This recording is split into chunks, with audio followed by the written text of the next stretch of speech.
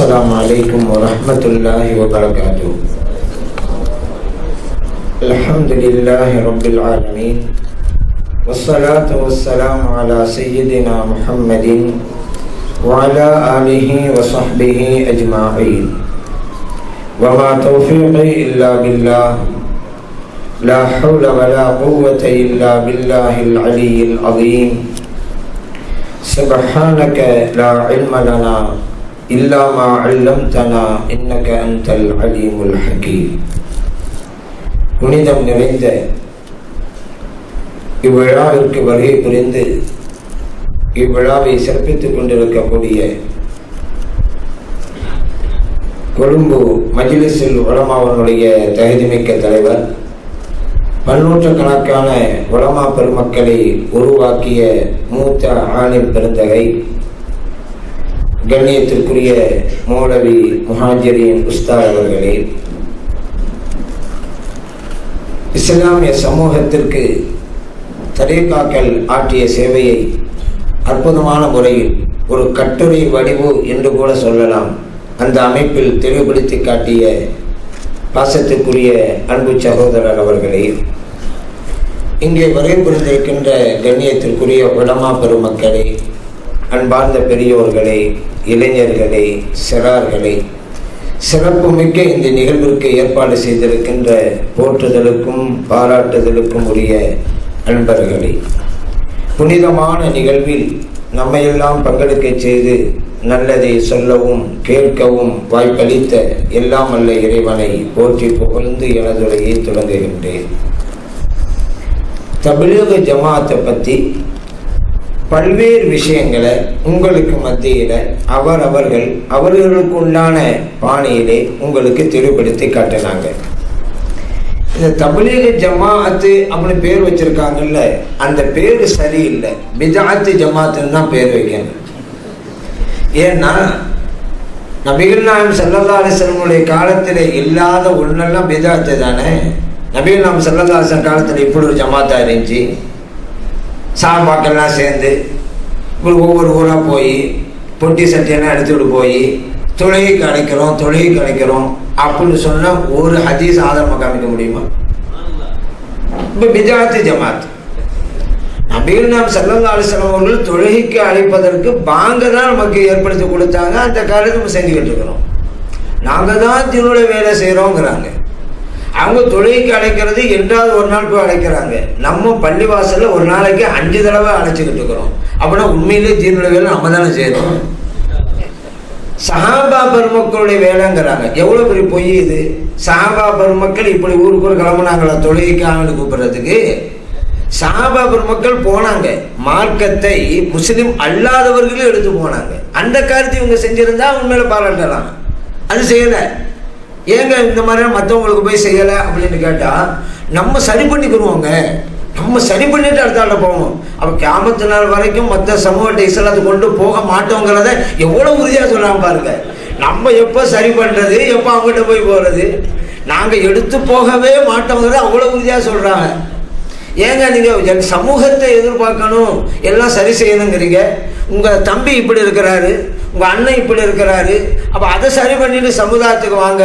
நாங்கள் சொல்லிட்டாங்க, கேட்கல, நாங்கள் என்னங்க செய்கிறது? அங்கே மட்டும் சொல்லிட்டாலும் முடிஞ்சு போச்சான். இங்கே மட்டும் சரி பண்ணி மட்டும் தான் போவாங்களாம், அங்கே போக மாட்டேன் அப்படிங்கிறது தான் அப்படி சொல்கிறாங்க. அப்போ இந்த பித்அத் ஜமாத்து தான் அவங்களுடையது. நபிகள் நாயகம் ஸல்லல்லாஹு அலைஹி வஸல்லம் காலத்தில் இல்லாம இப்படியே கிடையாது. ஆனால் இதில் வெறும் பொய் வேறு. சஹாபா பெருமக்களே வேலை நாங்கள் பண்ணுறோம், அவ்வளோ ஒரு அப்பட்டமான பொய். ஒரு ஆதாரம் தர முடியுமா? நாங்கள் கேட்டுக்கிட்டே இருக்கிறோம் தாங்கட்டு.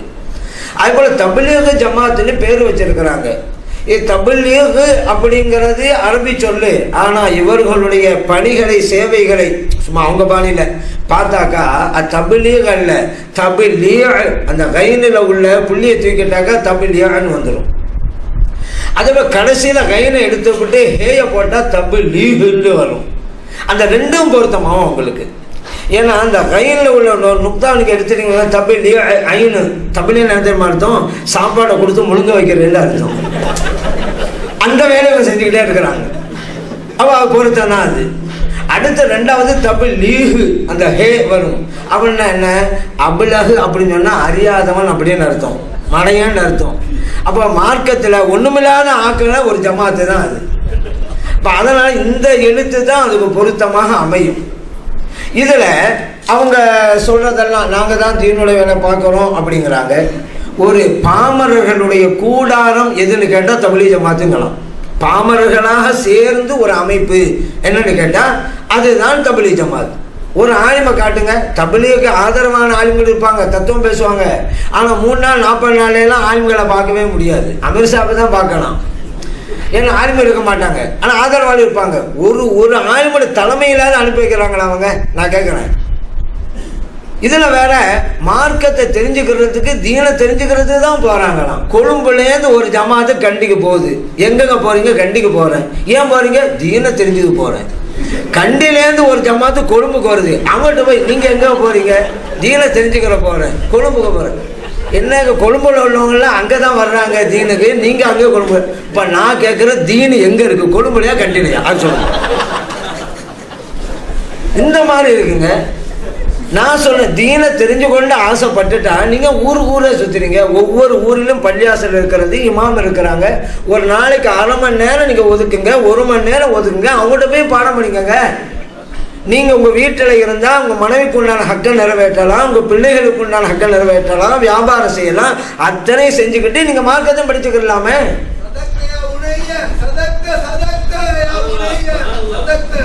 அல்ஹம்துலில்லாஹ், அல்ஹம்துலில்லாஹ். அரபியில் சொல்றாங்க, நீங்க சொல்ற கரெக்டு தான், உண்மைதாங்கிறாங்க. வேற ஒன்று. இப்ப அப்படி இருக்கும்போது வெளியூருக்கு போனா இத்தனை பேருடைய ஹக்கையெல்லாம் விட்டுட்டு போறாங்க. அந்த ஹக்கை நிறைவேற்ற முடியல. சரி, போறதாவது உருப்படியான அதுவும் கிடையாது. இவங்க என்ன தெரிஞ்சுக்கிட்டு வர்றாங்க? போய் சும்மா அப்படி சுத்திட்டு வர்றாங்களே தவிர என்ன தெரிஞ்சுக்கிட்டாங்க? மார்க்கத்தை தெரியும்னு ஆசை இருந்தா ஊரிலேயே படித்துக் கொள்ள முடியும். சரி, இவங்க ஒரு 10 பேர் போறான்னு வைங்க, அதுல ஏதாவது ஒரு ஆலிம் இருந்தா கூட, அது கொள்கை கட்ட ஆலிமா இருந்தாலும் பரவாயில்ல வச்சுக்கிறோங்க, ஏதோ 4 விஷயம் தெரிஞ்சு கொள்வதற்காக வாய்ப்பு இருக்கிறது. எல்லாம் பாமரர்கள், 10 பேரும் பாமரர்கள். மார்க்க சட்டம் திட்டம்னா என்னன்னு தெரியாது. தொழிலுக்குண்டான இது நிதர்சனம் உண்மைங்க. ஒரு ட்ரெயின்ல இந்த மாதிரி தப்லீக் ஜமாத்து காரு, அவர் தப்லீக் ஜமாத்துல அப்ப வரல, சாதாரணமா தான் பயணிக்கிறாரு. ஆனா தப்லீக் ஜமாத்து காரு.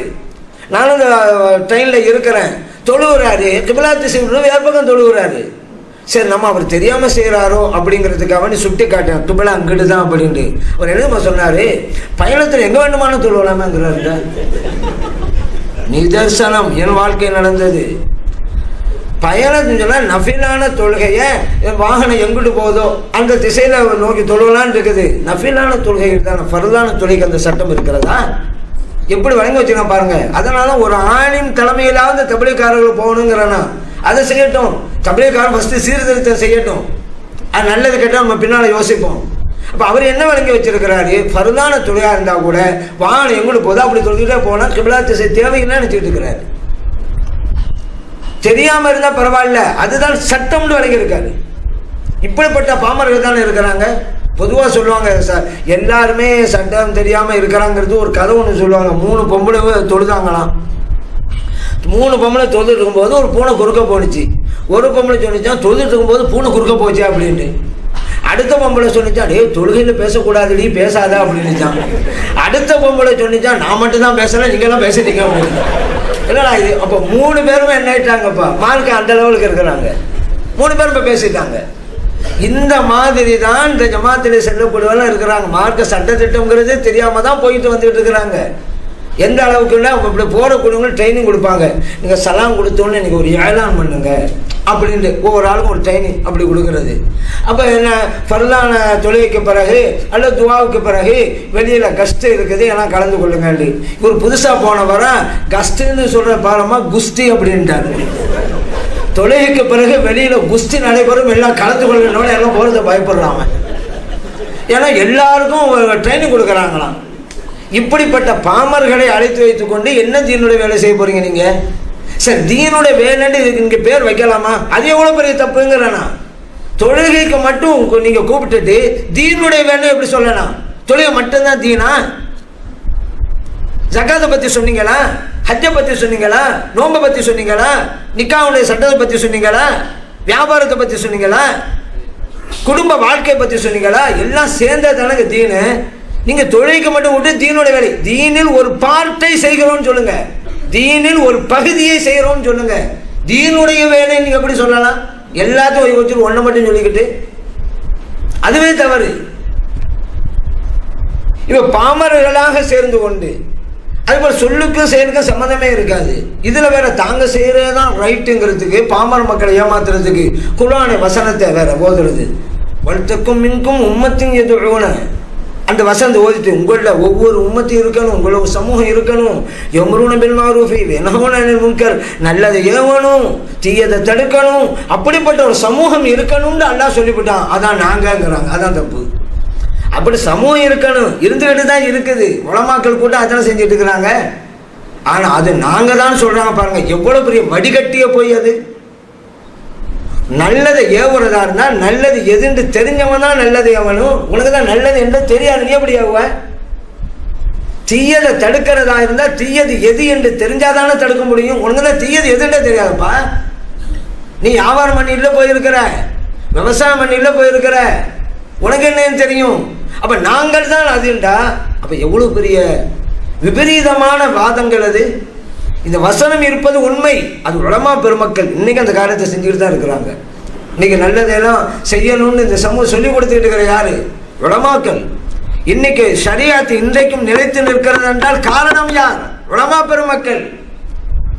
எங்கள் இதுல அவங்க சொல்றது எங்களால தான் தீன ஹயாத்தா இருக்குதான், தீனு தான் ஹயாத்தா இருக்குது.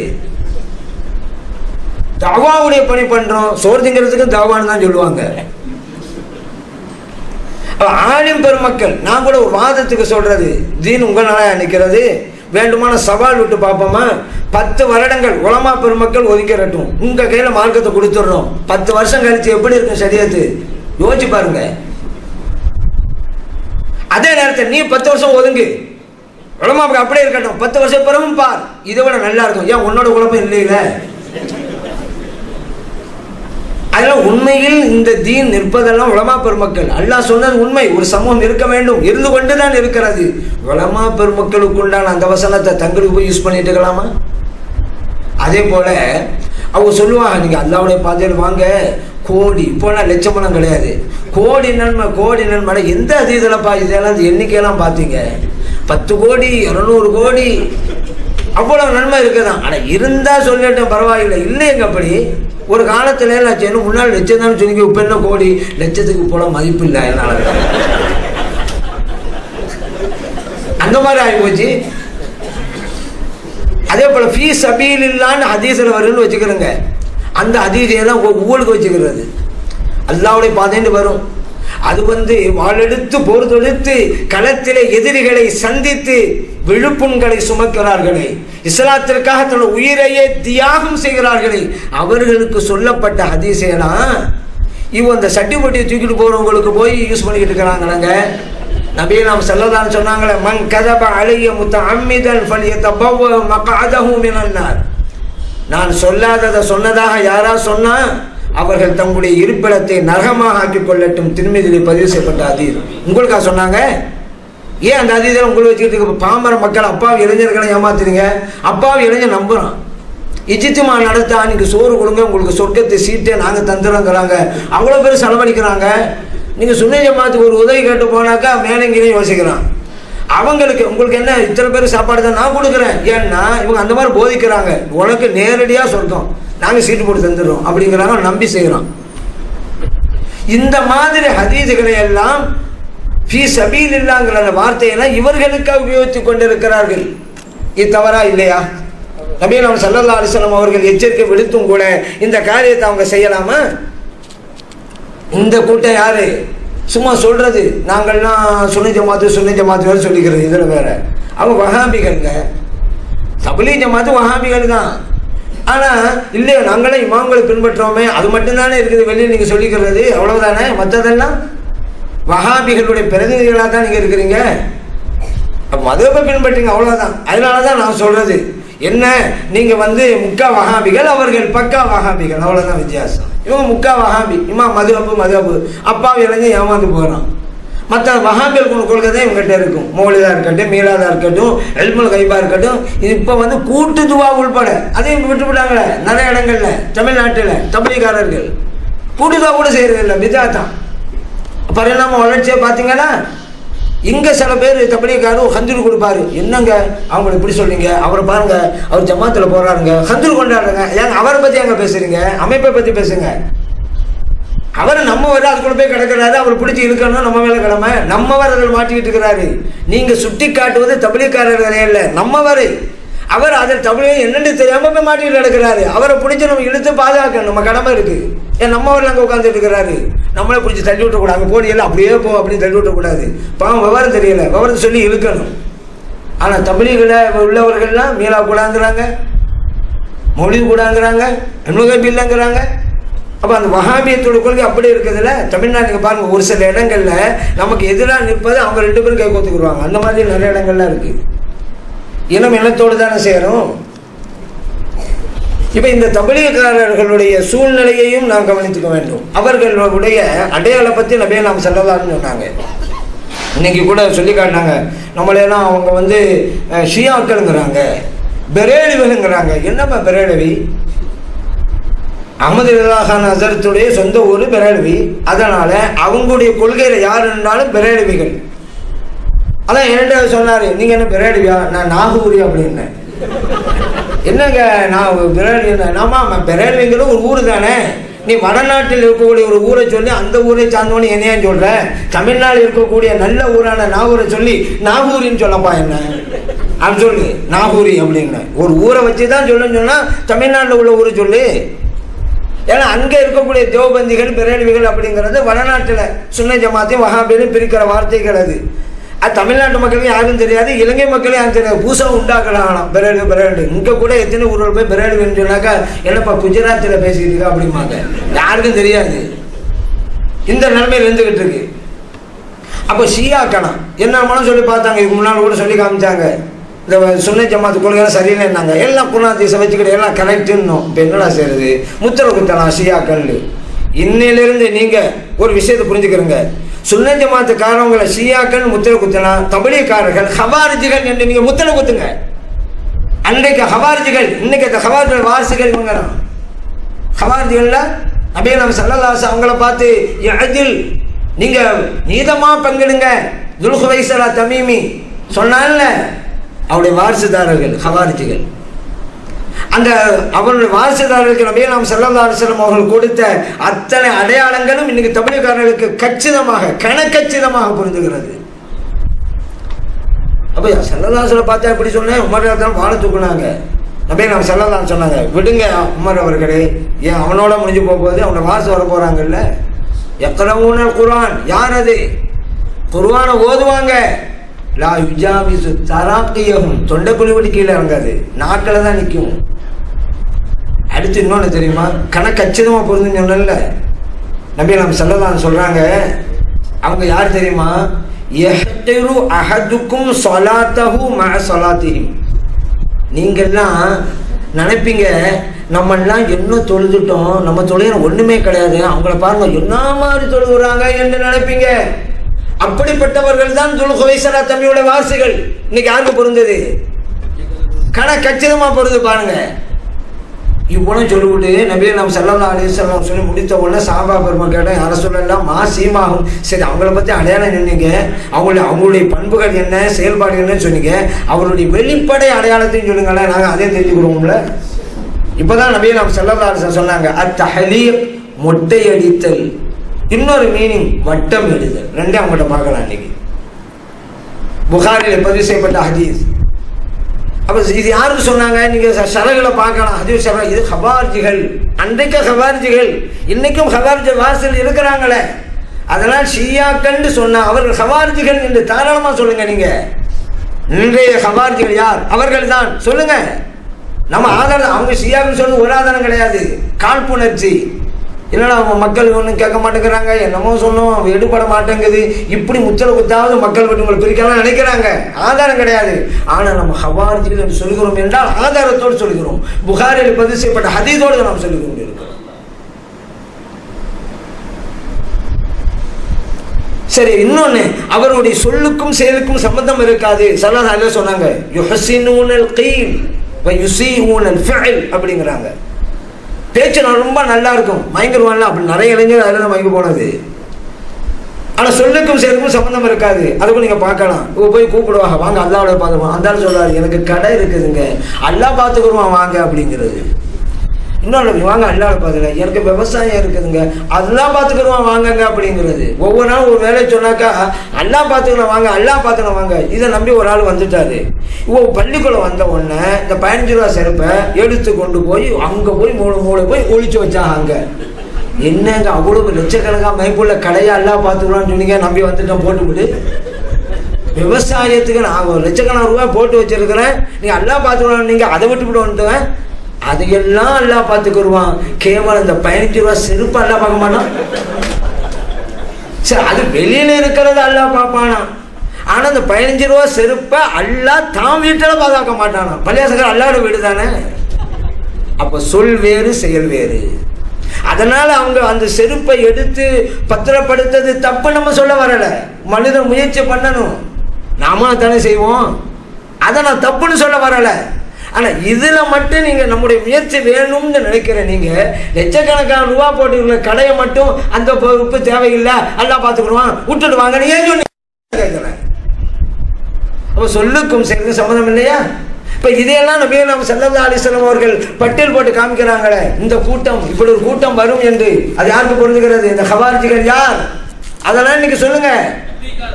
தப்லீகாரர்கள் ஹவாரிஜிகள் அப்படின்னு சொல்லுங்க. அது சொல்றது உண்மையான தமிழ் நம்ம தான் செஞ்சு வச்சுக்கிறோம். அதனாலதான் சொல்லுவாங்க, ஏன்னா இலியாஸ் தப்லீக் ஜமாத்துன்னு சொல்லுவாங்க ஒரு அடையாளத்துக்காக வேண்டி. ஏன்னா உலமாக்கள் தானே உண்மையான தப்லீக பண்ணிக்கிட்டு இருக்கிறோம். இப்போ இப்படியெல்லாம் இந்த அப்பாவிகளை ஏமாத்துறாங்கிறதுனால தான் இந்த தாவத்தை இஸ்லாமிங்கிற அமைப்பு உண்டானது. ஏன்னா பாமர இதெல்லாம் ஏமாந்து போகிறான். அந்த சூரத்தை பார்த்துட்டு அல்லாஹ்வுடைய பாதையில் பள்ளி போயிட்டு இருந்தவொன்னே பாமர ஏமாந்து போகிறான். முல்லை முள்ளால் எடுக்க வேண்டும் என்பதற்காகத்தான் தாவத்தை இஸ்லாம் உருவானது. இவங்களும் பள்ளிக்கு போகிறாங்க, மக்கள் அழைக்கிறாங்க. இப்படி ஒரு மாற்று வேண்டும் அப்படிங்கிறதுனாலதான் இப்படி ஒரு அழகான அமைப்பு உண்டாகி அதில் அவர் வெற்றி கண்டு தான் வருகிறார்கள். சொன்ன ஜமாத்து கொள்கையை ஊருக்கு ஊராக கொண்டு போய் சேர்த்துக்கிட்டே இருக்கிறாங்க. எப்படி அப்படி அந்த தப்லீக் ஜமாத்துக்காரவங்க வஹாபி கொள்கையை தொழுகைக்கு அழைக்கிற பேரில் மக்களுக்கு மத்தியில் போய் சேர்த்துக்கிட்டு இருந்தாங்களோ, தாவத் இஸ்லாமிய சுன்னி ஜமாத்து கொள்கையை மக்களை சந்தித்து கொண்டு போய் சேர்த்து கொண்டே இருக்கிறார்கள்.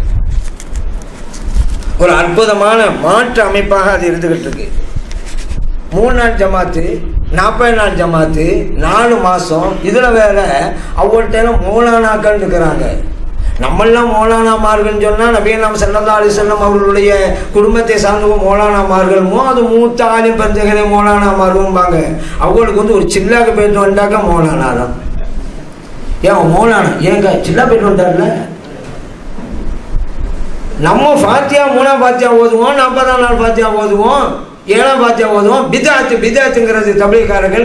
ஆனால் இங்கே தான் நம்ம ஒரு ஏமாந்து போகிறாங்க. என்னங்க அவங்கெல்லாம் எங்கெங்க சொல்கிறாங்க, இந்த பாருங்க இப்போ 40 நாள் போனாருங்க, அவர் வீட்டில் 7ஆம் ஃபாத்தியா ஓதுனாருங்க, நீங்களும் தப்லீக் ஜமாத்து போய் இப்படி பேசுறீங்க. நம்ம அவங்கள சில பேர் விவரம் தெரியாமல் இருக்கிறாங்க.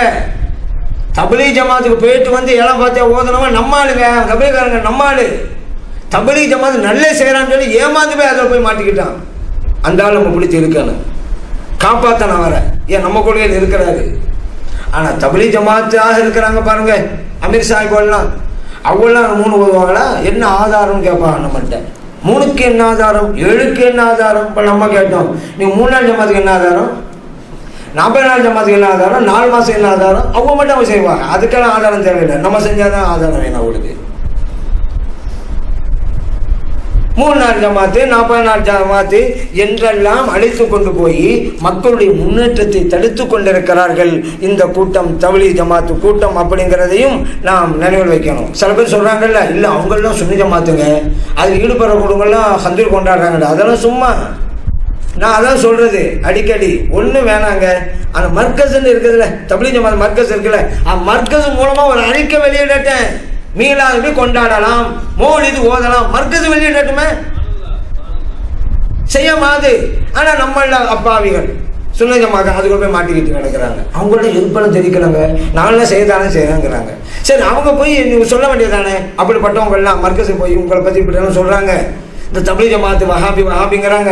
பேசாமல் நம்ம ஒரு டிக்ளேர் பண்ணி அறிவிச்சிட வேண்டியதானே. மீளாது மௌலிது ஓதலாம் கொண்டாடலாம் சொல்லிடலாம், பிரச்சனை தீர்ந்து போச்சு நீங்க போய் சொல்ல வேண்டியதானே. இவங்க சொன்னாலும் மர்கஸ் செய்யாது. காரணம், இப்படி சொல்லக்கூடியவர் அப்பாவி, மர்கஸில் இருக்கிறவங்க விவரமானவர்கள், அவங்க செய்ய மாட்டாங்க. அதான் அவங்க கரெக்டாக இருக்காங்களே வஹாபியத்தில், எப்படி செய்வாங்க? இன்னைக்கு தேவபந்து மதரசா ஒரு ஃபத்வா வெளியிட்டிருக்குங்க, அதில் மௌலிது கூடாது ஷிர்க்குன்னு சொல்லி.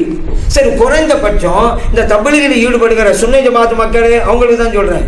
தப்லீக் ஜமாத்தில் இருக்கிற ஓரளவுக்கு சுன்னி ஜமாத்காரங்க கிடக்குறாங்க அதுக்குள்ள, அவங்கெல்லாம் வெளியேறிட்டான்னு வச்சுக்கிறோங்க. தப்லீக் ஜமாத்து ஒன்றும் கிடையாது, நம்மவங்க அங்கே கிடக்கிறனால தான் ஒரு கூட்டம் மாதிரி தெரியுது. சரி, இந்த மக்கள் மௌலிது ஓதுறாங்கல்ல, ஹஜ்ர் கொண்டாடுறாங்கல்ல, அவங்க போய் சொல்லட்டும், என்னங்க நாங்கள்லாம் மௌலிது ஓதுறோம், உங்களுடைய மதரசா தேவபந்து மதரசா மௌலிது ஓதுனா ஷிர்க்குன்னு ஃபத்வா கொடுத்துருக்கு, நீங்கள் மர்கஸ் மூலமாக தேவபந்து ஃபத்வா சரி இல்லைன்னு ஒரு அறிவிப்பு வழங்குங்க, அப்படி சொல்லட்டுமே. சரி, அப்படி சொன்னால் உடனே கேட்டுருவாங்களா தப்லீக் ஜமாத்துக்காரவங்க? கேட்க மாட்டாங்க. ஏன், எல்லாம் ஒன்று தானே. இவங்க தான் நம்ம மக்கள் தானே அப்பாவித்தனம் அதுக்குள்ள போய் கிடக்கிறாங்க. அதனால் அப்பாவிகளே, சுன்னி ஜமாத்து கொள்கை சார்ந்த அப்பாவிகளே, அந்த தப்லீக் ஜமாத்து கூடாரத்தை விட்டு வெளியேறுங்க. அதனுடைய நச்சு கொள்கை என்னன்னு உங்களுக்கு புரியலை. நல்லே தானே செய்கிறாங்க, நல்லே தானே செய்கிறாங்க, தொலைத்தானே கூப்பிடுறாங்க என்று நினைத்து அவங்களும் அது புரிஞ்சு வச்சு தான் மாய வலையை விரிச்சாங்க. அது நீங்களும் போய் மாட்டிக்கிட்டீங்க. இப்போ நல்லா புரியுதுல. ஆகவே ஒன்றும் வேணாம், அவங்க சுன்னி ஜமாத்தை வாதிட்டா மர்கஸ்லேருந்து அறிவிப்பு வெளியிடுங்க, அது போதும் எங்களுக்கு. உங்களை நாங்கள் சுன்னி ஜமாத்தை ஏற்றுக்கொள்கிறோம். தேவபந்து மாதம் கொடுத்த ஃபத்வா தப்புண்டு மர்கஸ் வெளியிடட்டும், நீங்கள் சுன்னி ஜமாத்தை நாங்கள் ஒப்புக்கொள்கிறோம். செய்ய மாட்டாங்க. ஏன், அவங்களுடைய நோக்கமே என்ன அப்படின்னா, இந்த தப்லீக் ஜமாத்தின் பேரை வச்சுக்கிட்டு மக்களுக்கு மத்தியில் வஹாபியத்தை, அந்த நச்சு கருத்தை கொண்டு போய் சேர்ப்பது தான். இன்னொன்று சில செயலையெல்லாம் என்ன சொல்லுவாங்கன்னு சொன்னால், பெரிய அற்புதம் கராமத்து மாதிரி காமிப்பாங்க. பார்த்தீங்களா இஜ்திமா, என்ன கூட்டம், ஒரு விளம்பரம் பண்ணோமா, நாங்கள் ஒரு நோட்டீஸ் அடித்தோமா, எவ்வளோ கூட்டம் பார்த்தீங்களா? உடனே பாமரன் நினைக்கிறான், ஆமாங்க கராமத்துங்கன்னு நினைக்கிறான். ஏன், வான் நோட்டீஸ் அடித்து அவ்வளோ செலவு வரும், 5000 10,000 தானே செலவு வரும். இவங்க இந்த இஜ்திமாவுக்கு மக்களை சேர்க்கறதுக்கு கோடிக்கணக்கான ரூபா விட்டாங்களே. எப்படி தெரியுமா? ஊராக போனாங்கல்ல, இங்கிட்டு ஒரு ஜமாத்து போகும், ஏன் இஜ்திமாவுக்கு அழைப்பு கொடுக்க தான் போகுது, அங்கிட்டு ஒரு ஜமாத்து போகும், இங்கிட்டு ஒரு ஜமாத்து போகும், அவ்வளோ பேருடைய செலவை சேருங்க. நீங்கள் ஒவ்வொரு ஊருக்கும் போய் சொன்னாங்கல்ல, இஜ்திமாவுக்கு போது வாங்கன்ட்டு எத்தனை ஜமாத்து போனுச்சு, ஒரு நபருக்கு எவ்வளவு செலவு, அத்தனை பேருடைய செலவு பாருங்க, பல லட்சத்தை தாண்டுங்க. அவ்வளவு செலவழிச்சு மக்களை கூட்டி போட்டு பார்த்தீங்களா, ஒரு பைசா ஒரு விளம்பரம் இல்லை கூட்டிருச்சுங்கிறாங்க. எவ்வளவு ஒரு பொய் இது. இப்படிதான் எல்லாமே. ஆனா பாமரன் நினைக்கிறான், உண்மையிலே இது அற்புதம் நடந்துகிட்டு இருக்கு, சோறு சமைக்கிறது கூட அப்படிதான், எவ்வளவு அற்புதம் நடந்துகிட்டு இருக்கு அப்படின்னு நினைக்கிறாங்க. அப்படி கிடையாது. இப்போ இவர்களுடைய தவறான கொள்கைகள் நமக்கு தெரிஞ்சதான் உங்களுக்கு சொல்லித்தரப்பட்டிருக்கு. அதில் முக்கியமாக சொல்கிறதால எல்லாருக்கும் தெரிஞ்ச விஷயம்தான், இருந்தாலும் நம்ம மக்கள் அதில் மாட்டிக்கிட்டு கிடக்கிறாங்களே, அவங்க புரிஞ்சு கொள்ளுங்கிறதுக்காக சொல்ல வர்றேன். இந்த இஸ்மாயில் தஹ்லவி அப்படிங்கிறவர் சிராத்துல் முஸ்தகீம் அப்படிங்கிற ஒரு உருது கிதாபை எழுதினார். அதில் ஒரு கருத்தை சொல்கிறாரு, தொழுகையில் நபியனாம் ஸல்லல்லாஹு அலைஹி வஸல்லம் அவர்களாக இருந்தாலும் சரி, யாராக இருந்தாலும் சரி, எந்த நபியாக இருந்தாலுங்கிறார். ஸல்லல்லாஹு அலைஹி வஸல்லம் அப்படிங்கிறதில்ல, எந்த நபியாக இருந்தாலும் சரி, அல்லாவை தவிர எந்த நினைப்பு வரக்கூடாது. அது நபியானாலும் சரிதான், நினைப்பு வரக்கூடாது. அப்படி நினைப்பு வந்தால் கழுதையை நினைப்பதை விட, ஆடு மாடு கழுதை, அந்த கழுதை நினைப்பதை விட மோசமானதுங்கிறார். இப்போ அல்லாவை தவிர எந்த நினைப்பு வரக்கூடாதுன்னு சொன்னான்னு வச்சுக்கிறேங்க. அவருடைய கொள்கை அவர் சொல்றாரு, அந்த கொள்கை சரியா தப்பா பின்னால அவர் கொள்கை அவர்கிட்ட, நம்ம கொள்கை நம்மள்கிட்ட அப்படின்னு ஆயிடலாம். ஆனால் அது அடுத்து சொன்ன வாசகம் தானே நம்முடைய உடம்பெல்லாம் நடுங்குகிற அளவுக்கு, நம்முடைய உள்ளமெல்லாம் கொந்தளிக்கிற அளவுக்கு அவ்வளவு கொடூரமான வார்த்தை. கழுதையை நினைப்பதை விட மோசமான சொல்லாமா? இது நபிகளார் ஸல்லல்லாஹு அலைஹி வஸல்லம் அவர்களை அவமதிப்பதல்லவா? ஒன்றும் வேணாங்க, நடைமுறையில் பாருங்க. ஒரு நாள் நம்மகிட்ட சொல்கிறாரு, ஒன்றுட்ட நான் பேச மாட்டேன்ப்பா அப்படிங்கிறாரு. நம்ம என்ன சொல்லுவோம், சரி பேசாம பரவாயில்லப்பா அப்படின்ட்டுருவோம். நம்மளோட அவர் பேசாமல் இருக்கிறது அவர் கொள்கை. அவர் கொள்கை சொல்கிறார், ஒன்றா பேச மாட்டேன்னு, நம்மளும் சரின்றுவோம், பிரச்சனை இல்லை. அடுத்து அவர் சொல்கிறாரு, உன்னோட நான் பேச மாட்டேன், உன்னட்ட பேசிக்கிட்டு இருக்கிறது நான் கழுதிட்டு பேசிக்கிறது நல்லதுங்கிறாரு. விட்டுருவோமா? அப்போ உடனே சண்டைக்கு போவோம். ஏன், நம்ம கழுதையை விட நம்மளை கேவலமாக இப்போ சொல்கிறாரு, சண்டைக்கு போவோம். உன்னுடன் பேச மாட்டேன், அவருடைய கொள்கை. ஒன்ட்ட பேசுறது பாருமா, கழுதைகிட்ட பேசிட்டு இருக்கிற நல்லதுன்னு சொன்னா நம்மளை அவமரியாதை செய்யறாரு, சண்டைக்கு போகும். அதுதானே இங்க நடக்குது.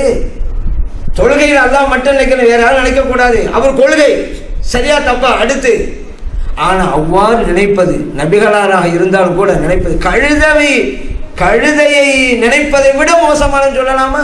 இது நபிகளார் ஸல்லல்லாஹு அலைஹி வஸல்லம் அவர்களை அவமரியாதை செய்யறதா இல்லையா? அதனாலதான் நாம் கொந்தளிச்சு போறோம். சரி, அறிவுக்கு பொருந்துதா?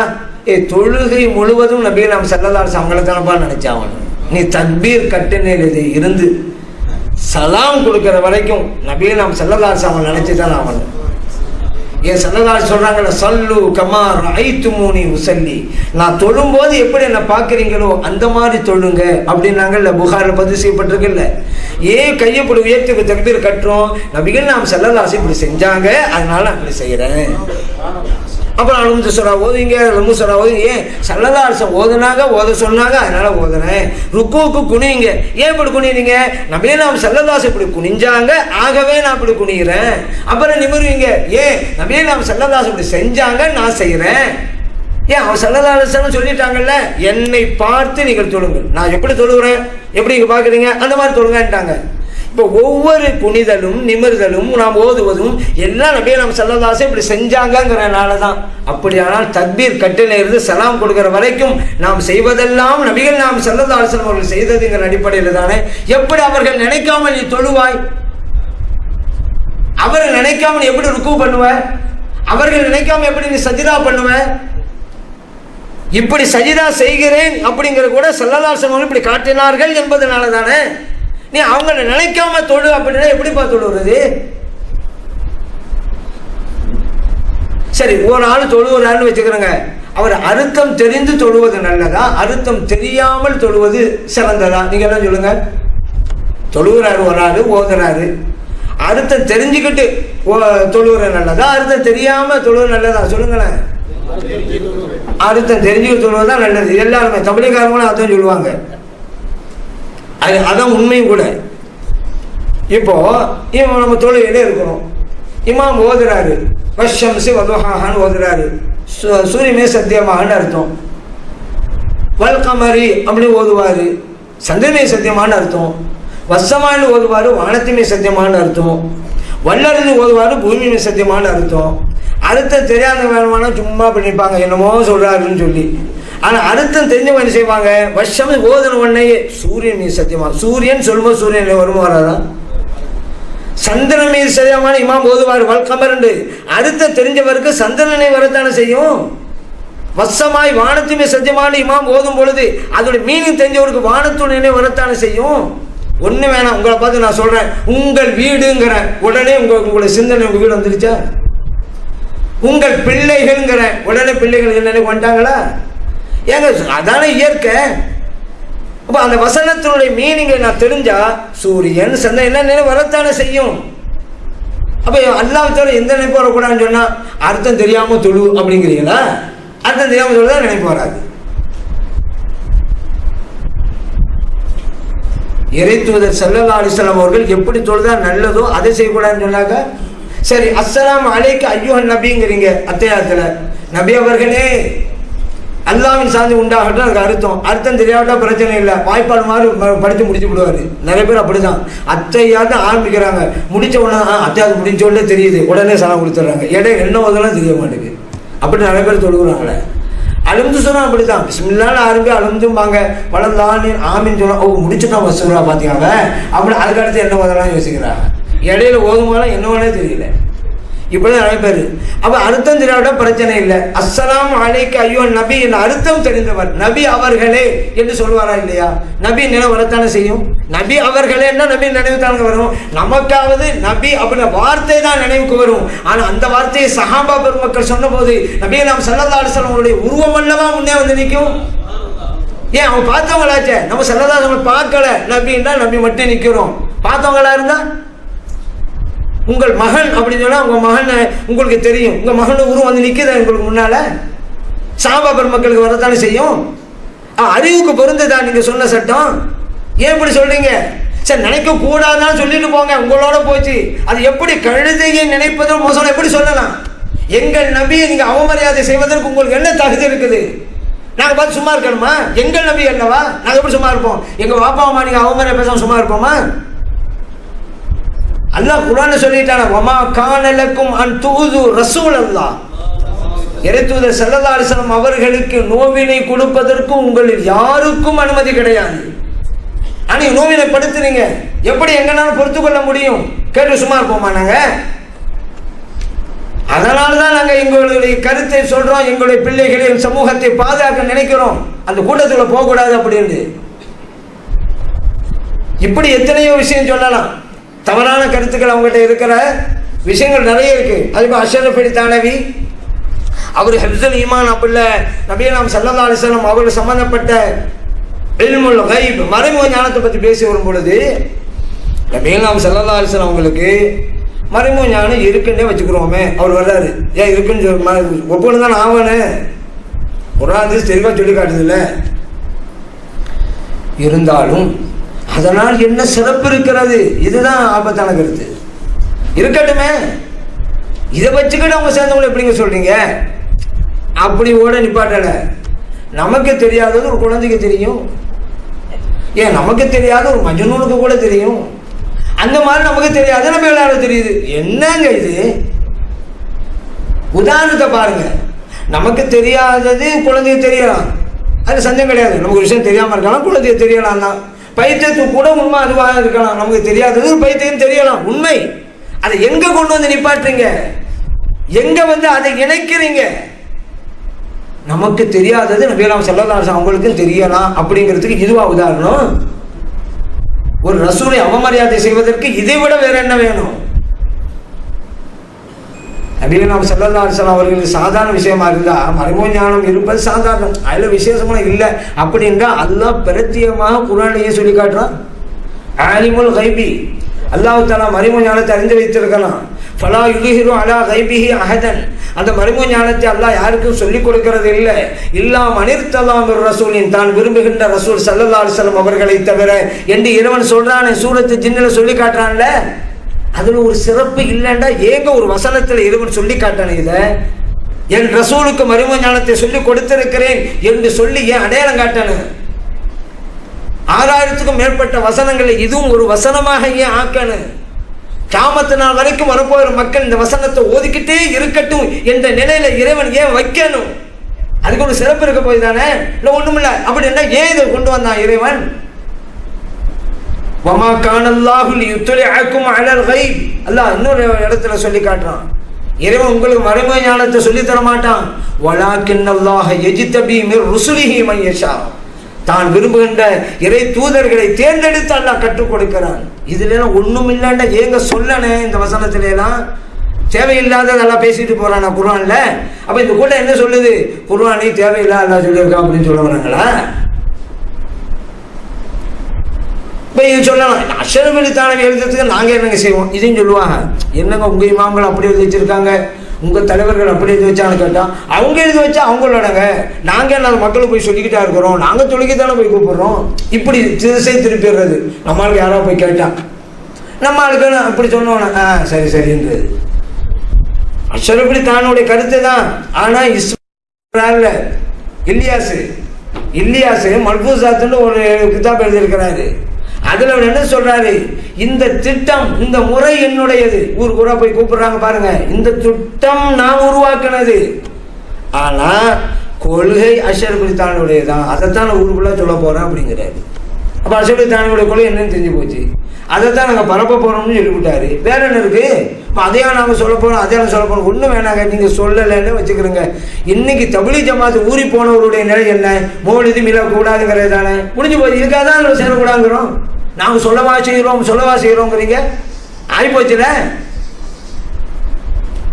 இப்ப கந்தூரி கொண்டாடுவாங்கல்ல, அவங்ககிட்டையும் போய் சொல்ல மாட்டாங்க, என்னங்க அல்லாட பாதையில வந்துட்டீங்க, நீங்க என்ன கந்தூரி கொண்டாடுறீங்க, அதையும் சொல்ல மாட்டாங்க. ஏன்னா இப்படி சொன்னா நம்ம வந்து அது வஹாபி கூட்டம்னு சொல்லி வச்சிருக்கோமா, நம்ம ஆட்டு அவங்க இப்படி சொல்லுவாங்களா கந்து கொள்ளக்கூடாது, நம்மளுக்கு வெளியேறி வரோம். அது சொல்லாமே இருப்பாங்கங்க. இவர் வரட்டேன், இன்னும் கொஞ்சம் வரட்டேன் மாஜிதுவான்னு சொல்லி அப்படி கணக்கச்சிதமா நம்மளால அவசரப்படுவோம். நம்ம அவசரப்பட்டு தானே எல்லாத்தையுமே செய்தி எழுதிருக்கிறோம். என்னப்பா இப்படி போய் செய்கிற அப்படின்றவங்க முடிஞ்சு போச்சு. அவன் கரெக்டாக யார்கிட்ட என்ன வார்த்தை போகணும். ஒரு நாகூர் ஷெரீஃபில் கூட இங்கே வந்திருக்காங்க. நாகூர் ஷெரீஃப் ஒரு ஜமாத்து போயிருக்குது. இது நடந்தது. நம்மளை மாதிரி ஒரு பாமரர் போயிருக்கிறாரு. அவர் என்ன நினைச்சுப்பாரு, நம்மளாம் நாகூர் ஷெரீஃபுக்குன்னு வந்தாக்கா இதுக்குண்டு தனியாக செலவழிச்சுக்கல வர்றோம், இந்த அல்லாவுடைய பாதை உங்களோட நம்ம வந்துட்டோம்ல, வந்த சேவை செஞ்சுக்கிறது நல்லே தான் நினச்சிக்கிட்டு அமீர் சார்கிட்ட போய் சொல்லியிருக்கிறாரு, கொஞ்சம் அனுமதி தாங்க நான் போய் சேவை பண்ணிட்டேன். அவங்களோட பாலிசி என்ன தெரியுமா, அதெல்லாம் கூடாது, தடவை கூடாங்கிறது அவங்களுடைய கொள்கை. ஆனால் அப்படி சொல்ல மாட்டாங்களே, அதில் தானே அவங்களோட தந்திரம். என்ன தெரியுமா சொன்னார் அமீர் சாஹிப், அல்லாவுடைய பாதையில் வந்துட்டா அங்கெல்லாம் போகக்கூடாது அப்படின்னு சொல்லி ஏமாற்ற விடாதுல்ல. அல்லாவுடைய பாதையில் இப்போ நம்ம இவன் என்ன நினைச்சான், ஓ அல்லாவுடைய பாதையில் போகக்கூடாதோ அப்படின்னு இவன் நினைச்சுட்டான்.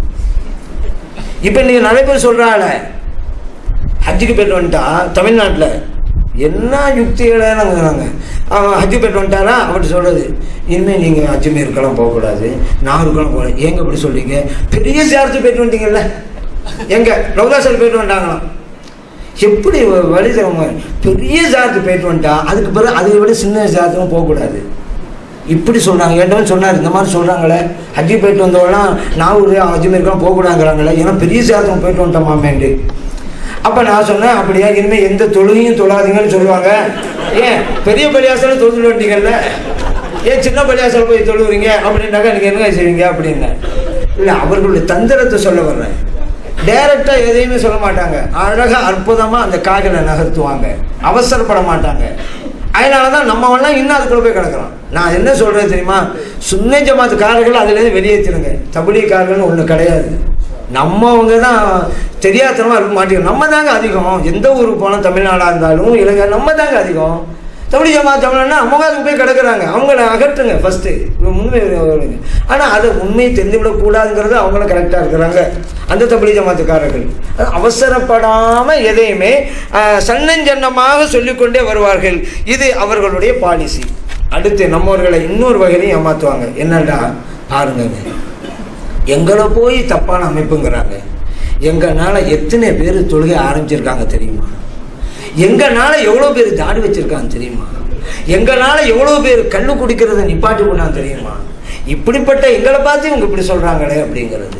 இப்படியெல்லாம் சொன்னாலும் அதற்கு தீர்வு என்னங்கிறது அப்படியே நம்ம சொல்லலாம் சொல்லி போயிட்டாங்கல்ல. நல்லது யார் மூலமாகவும் நடக்குது. நீ நல்லது ஒருத்தன் மூலம் நடந்துட்டனால அவன் கொள்கை சரி நினைக்காத, அவன் செஞ்ச அந்த செயல் மட்டும் நல்லது, அது சந்தேகமே கிடையாது. அதெல்லாம் அவன் கொள்கை சரியாயிருமா? இன்னல்லாஹ யுஅய்யிது ஹாதத்தீன் பிரஜிலின் ஃபாஜிரின் நபி நாம் ஸல்லல்லாஹு சொல்றாங்க, இந்த மார்க்கத்திற்கு இறைவன் ஒரு பாவியை கொண்டு உதவி செய்வான். தீர்வு கிடைச்சு போச்சாங்க. ஏன் இதை நினைச்சு ஏமாந்து போறீங்க? சலாம் சொல்லிட்டாங்கல்ல, ஒரு பாவி மூலமா நல்ல காரியம் நடக்கலாம். ஒரு காஃபிர் ஒரு பள்ளியாச கிட்ட பணத்தை கொடுத்தான்னு வச்சுக்கிறேங்க. இப்போ அதனால அந்த காஃபிருடைய கொள்கை சரிமீங்களா? நீங்க பள்ளியாச கிட்ட பணம் கொடுத்தா நல்ல காரியம் தான். அப்ப இன்னைக்கு அப்படி பார்த்தாக்கா அந்த மதுஹபே மறுக்கிற வஹாபி கூட்டம் இருக்குது. இன்னைக்கு சென்னையில் நீங்க பார்க்கலாம், வெள்ள நிவாரணத்துக்கு அவங்களாம் இது பண்ணாங்களாம். சொல்லலாம், நாங்கள் தான் எவ்வளோ சமூக சேவை செய்கிறோம். 2 பிள்ளை ஒரு ஆள் தூக்கிட்டார், டிஎன்டிஏன்னு ஒரு பெனியனை தூக்கி போட்டுக்கிட்டு அவர் அமைப்புடைய இதை போட்டுக்கிட்டாரு. போட்டுக்கிட்டு 2 குழந்தை இப்படி தூக்கிட்டாரா, ஒருத்தன்ட்ட செல்போனை கொடுத்து இப்படி அவன் ஆளு தான் அந்தாண்ட, அவன் செல்போன் கொடுத்து இப்படி உடனே பரப்பு. நான் கேட்குறேன், நீ இந்த நேரத்தில் செல்போனை கொடுத்து ஃபோட்டோ எடுக்க வச்சியல்ல, அந்த நேரத்தில் இன்னொரு குழந்தைய அவனை வச்சு தூக்க வச்சிருக்கான். நீ ஏன் இந்த மாதிரி பண்ணுற? அல்லாவுக்கு அதே செய்யுங்களேன், செய்ய மாட்டீங்களோ? சரி, இவங்க நான் சமூக சேவை செய்கிறோம், வரதட்சணை ஒழிக்கிறோம், அது செய்கிறோம், இரத்த தானம் செய்கிறோம் என்றெல்லாம் அந்த வஹாபி கூட்டம் சொல்கிறது. ஆனவே வஹாபிகள் உட்காந்து செய்வீங்களா? நீங்கள் நல்லது யார் மூலமாக நடக்குங்க? இது நபி நாம் ஸல்லல்லாஹு சொல்லிவிட்டாங்க, நடக்கட்டும். நீங்கள் சொல்லுங்கள், சரிப்பா தொழுகைக்கு கண்ணுக்குடியே நிப்பாட்டியே இருக்கட்டுமே, உன் கொள்கை தப்பு தான் அப்படிங்கிறத நபி நாம் ஸல்லல்லாஹு அலைஹி வஸல்லம் அவருடைய இந்த ஹதீஸின் மூலம் அவர்களுக்கு நம்ம தெளிவுபடுத்தணும். இந்த தப்லீக் ஜமாத்துக்காரர்கள் நல்லது செய்கிறார்கள்.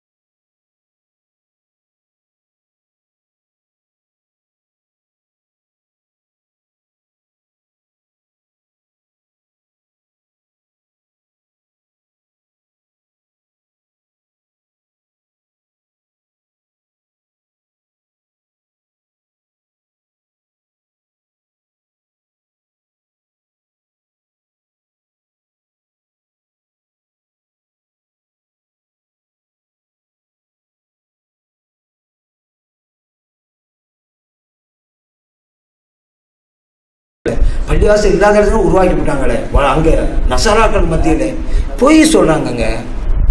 அதே போல கராமத்தான் நிறைய சொல்லுவாங்க. நாங்கள் தொலை நேரம் வந்துச்சு, ட்ரெயின் நின்றுச்சு, எங்கே எதுவும் வந்தோம், தொலை ஆரம்பித்தோம், விசில் ஊதிட்டான், ட்ரெயின் போகவே கிடையாது. நாங்கள் சலாம் கொடுத்த பிறகு தான் நம்ம ஏறணும் வளர்த்தோம் போய். ஆனால் சமீபத்தில் ஒரு வாட்ஸ்அப்பில் ஒன்று பார்த்தேன், ஒரு தொழுதுகிட்டே இருந்தாங்கன்னா ட்ரெயின் போயிடுச்சு. வாட்ஸ்அப்பில் இருக்குதுங்க. இங்கே ஊர் பிள்ளைவ தான் எனக்கு அனுப்பி வச்சாங்க, இங்கே இளைஞர் பிள்ளை தான் அனுப்பி வச்சாங்க. நீங்கள் பார்த்துக்கிறாங்க. ஒரு தொழுதுட்டு இருக்கும்போது ட்ரெயின் போச்சா, எல்லாம் ருக்கோவில் இருந்து அப்படியே போயிட்டாங்க, சஜிதா இருந்தவங்க போயிட்டாங்க எல்லாம். அவங்க கிளம்பி போன அந்த இதை பார்த்தா அவங்க சிரிப்பாக வந்துச்சு. தொழுகை முடிக்கிறவங்க இருக்க வேண்டியது தானே? இல்லை, ருக்கோவில் ரெண்டவர் அதோட ஓடுறாரு, சஜா ரெண்டவர் அதோட ஓடுறாரு. அந்த காட்சி அவங்க நானும் சொல்கிறேன், இது யதார்த்தம், இதை நாங்களும் சொல்லலை, எல்லாருக்கும் உள்ளே தான். இப்போ நம்மளே தொழுதுன்னு ட்ரெயின் போச்சு, போனால் போயிட்டு இருப்போம். சரி, நம்ம ட்ரெயினுக்குள்ளே தொழுதுக்கலான்னு விட்டுட்டு தான் ஏறுவோம். இது இயற்கை, இதெல்லாம் குறை சொல்லலை. ஆனால் இப்படி இருக்கும் பொழுது நீங்கள் ஏன் எங்களுக்கு கராமத்தை நடந்துகிட்டு இருக்கு, ஏன் அப்பாவி மக்கள் மத்தியில் சொல்றீங்க, போய் சொல்றீங்க? அந்த பாமரனுக்கு அப்படி இப்படின்ற உடனே நம்பிடுறாங்க. பெரிய கூட்டம், இது அவுளியாக்கள் கூட்டம், நம்பிடுறாங்க. நான் உண்மையில அப்படி நடந்தா சொல்லுங்க, ஏன் போய் சொல்றீங்கன்னு தான் நான் கேட்குறேன்.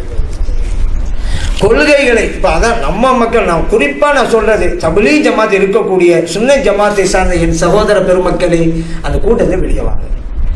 நீங்க தெரியாம இவங்களை கடக்கிறனால தான் அந்த அமைப்பே ஒரு மிகப்பெரிய கூட்டம் மாதிரி காமிச்சிட்டு இருக்கிறாங்க. நீங்க கொண்டிருக்கிற கொள்கைக்கு அவர் மாற்றமா இருக்கிறார்கள். வெளிப்படையில சொல்லாதனால நீங்க புரியாம இருக்கிறீங்க. நாளடைவில் நீங்களும் மாறுவீங்க. அப்படி மாறினாலும் நான் மாறியது சரிதான் தான் நீங்க நினைப்பீங்க. அதான் பாயிண்ட். இப்போ நம்ம சொல்கிறோம், போகாதீங்க, மாறிடுவீங்க, வகாமியை மாற்றுவாங்கன்னு சொல்கிறோம்ல, அதெல்லாம் மாற மாட்டேன், நான் என் கூட தான் இருப்பேன்னு சொல்லுவாரா? கொஞ்ச நாள் ஒன்று மாறிடுவார். மாறிட்டீங்கன்னு சொன்னால் இப்போ நான் மாறினதாக சரின்னு வாதிப்பாருங்க, அந்த மாதிரி ஆயிடும். அதனால் நம்ம மக்களுக்கு நான் வேண்டுகோள் வைக்கிறேன், அந்த கூடாரத்தில் ஃபஸ்ட்டு நீங்கள் வெளியே வாருங்கள். அது இந்த உலகத்திற்கும் உங்களுக்கு நல்லது, மறு உலகத்திற்கும் நல்லது. அப்படிப்பட்ட ஒரு காரியத்தை செய்யணுங்கிறனால தான் இது போன்ற நிகழ்வுகளை எல்லாம் உலமா பெருமக்கள் நிகழ்த்தி கொண்டிருக்கிறார்கள். உங்களுடைய நலனை கருதி என்பதையும் நான் இப்பொழுது உங்களுக்கு நினைவூட்டல் பண்ணுகிறேன். அதனால் நீங்களும் உங்களுடைய தலைமுறையினரும் உங்களுடைய பிள்ளைகளும் இந்த வஹாபியத்துங்கிற நச்சு கருத்திலிருந்து பாதிக்கப்படக்கூடாது. 100க்கு 100 சுன்னி ஜமாத்தா இருக்கணும். நபியலாம் ஸல்லல்லாஹு அலைஹி வஸல்லம் மஹப்பத்தை பெறணும், அவங்களுடைய ஷஃபாத்தை பெறணும், அவங்களுடைய கையினால் ஹவுதுல் கௌசர் தலாத நீரை அருந்துகின்ற பாக்கியத்தை பெறணும், ஜன்னத்துல் ஃபிர்தௌஸ்ங்கிற சொர்க்கத்துக்கு போகணும், அங்கே கூட எங்கள் உயிரும் மேலான கண்மணி நாயகம் ஸல்லல்லாஹு அலைஹி வஸல்லம் அவங்க கூட இருக்கணும் என்கின்ற உங்களுடைய ஆசை நிறைவேறும் வேண்டும் என்றால் சுன்னி ஜமாத்தில் கரெக்டாக இருக்கிறாங்க, தப்லீக் ஜமாத்தை புரிஞ்ச மக்கள் இருக்கிறாங்க, அவங்க இறைவனுக்கு நன்றி செலுத்தணும். அப்படிப்பட்ட புரிதலை அல்லாஹ் கொடுத்துட்டான். நான் அதில் போய் மாட்டிட்டு இருக்கிறாங்கல்ல, அந்த சுன்னி மக்களுக்கு நான் வேண்டுகோள் வைக்கிறேன். நான் ஏற்கனவே சொன்னதெல்லாம் உங்களுக்கு உங்கள் பிள்ளைகள் நடக்குன்னு சொன்னால் அதிலே வெளியே வாருங்க. அல்லாஹு தஆலா புரிதலை தந்தா பாருங்க, நம்மவர்களுக்கு 1000 நன்றி செலுத்தினாலும் வெளியீடாகாது. ஏன்னா இந்த உலகத்திலே நாம் பிறந்தது மண்ணுக்காக அல்ல, மறுமைக்காக. மறுமையின் வெற்றி தான் நமக்கு இலக்கு. இந்த உலகத்தில் எத்தனையோ படைப்புகள் இருக்கலாம். மனிதனாக பிறந்தோம், உயர்ந்த படைப்பு. அதிலே முஸ்லிமாக இருக்கிறோம், உயர்ந்தது. அதிலும் கண்மணி நாயகம் ஸல்லல்லாஹு அலைஹி வஸல்லம் அவருடைய உம்மத்திலே இருக்கிற நல் வாய்ப்பினை அல்லாஹ் நமக்கு தந்தான். அது மிக மேலானது. அதிலும் மேலானது என்ன தெரியுமா? சுன்னி ஜமாத்து கொள்கையில் இருக்கிற நற்பாக்கியத்தை அல்லாஹ் தந்தான்ல, அதுதான். ஏன்னா இந்த சுன்னி ஜமாத் கொள்கையில் நீங்கள் இருந்தாதான் நபியலாம் ஸல்லல்லாஹு அலைஹி வஸல்லம் உம்மத்திலே இருக்கிறவங்க சிறப்பை உங்களால் பெற முடியும். முஸ்லீமாக இருக்கிறவனுடைய அருமையும் பெருமையும் உங்களால் பெற முடியும். மனிதனாக பிறந்ததுடைய ஏற்றத்தை உங்களால் அடைய முடியும். நீங்கள் சுன்னி ஜமாத்தில் இல்லை அப்படின்னா மனிதனாக பிறந்ததும் வேஸ்ட், முஸ்லீமாக இருக்கோம் என்று சொல்வதும் வேஸ்ட், நீங்கள் இந்த உம்மத்தில் இருக்கிறோம்னு சொல்வதும் வேஸ்ட். சுன்னி ஜமாத்தில் இருந்தால் தான் இவ்வளவு நன்மையும் உங்களால் பெற முடியும். நமக்கும் நம் பிள்ளைகளுக்கும் எல்லா தலைமுறைகளுக்கும் எல்லாம் வல்ல இறைவன் நமக்கு வழங்கிடுவானாக. மேலும் நம் மக்கள் அந்த தப்லீக் ஜமாத்து கூடாரத்தில் போய் மாட்டிக்கிட்டு கிடக்கிறாங்களே, அவர்களுக்கும் புரிதலை கொடுத்து அதிலிருந்து விடுபட வைப்பானாக. ஆமீன். அல்ஹம்துலில்லாஹி ரப்பில் ஆலமீன் என்று பிரார்த்தனை செய்து வாய்ப்பளித்த நல்லோர்களுக்கு நன்றி கூறி விடைபெறுகிறேன். அஸ்ஸலாமு அலைக்கும் வரஹ்மத்துல்லாஹி வபரகாத்துஹு. يا رسول الله يا حبيب الله يا حبيب الله.